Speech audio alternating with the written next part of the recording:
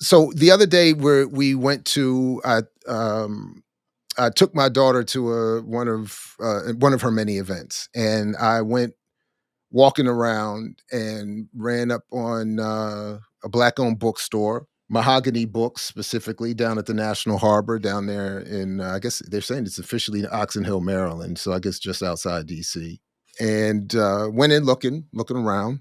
Went to the economics section, and admittedly, I don't know. I wonder if there needs to be more said about black bookstores and some of what is said about economics. But I haven't been around enough to But I found this book here, and I might do more with it at some point. The History of the Black Dollar by Angel Rich, forward by Dr. Maya Rockymore, who I've crossed paths with a couple of times over the years. And I haven't read much of it, admittedly. I just read the very brief forward from, is that what? Yeah, by Dr. Rockymore.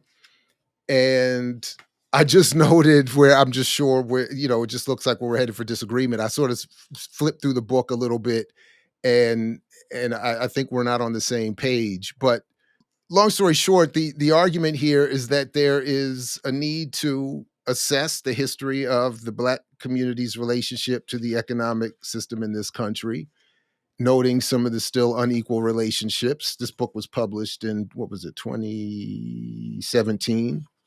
The end of the forward here says that the biggest task, quote, the biggest task ahead is launching and achieving a wealth equity policy and political agenda that pushes for systemic investments in K through 12 financial literacy and capability, K through 12 exposure to the principles and practice of entrepreneurship, post-secondary business accelerators targeting entrepreneurs of color and entrepreneurs of any race from low-income households, guaranteed access to business capital and supports, better opportunities for building matched savings over a lifetime, anti-wealth stripping laws that protect assets and other opportunities for economic inclusion. Because when I first, I was wondering where she was going, and when I first saw the sentence start with a political agenda, I thought, okay, but everything is about teaching black people this idea that teaching black people how, from an early age, how to engage business and economics will be the solution.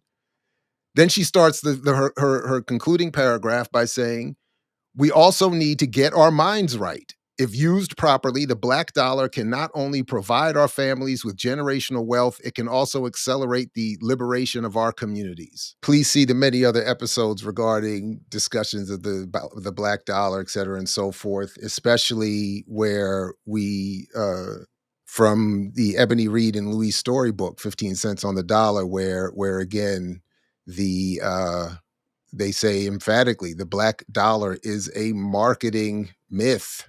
Just not sure that we're on the same page. If there's to be a political policy agenda, why not start and end with a redistribution of the wealth created through our already existing participation in this economy?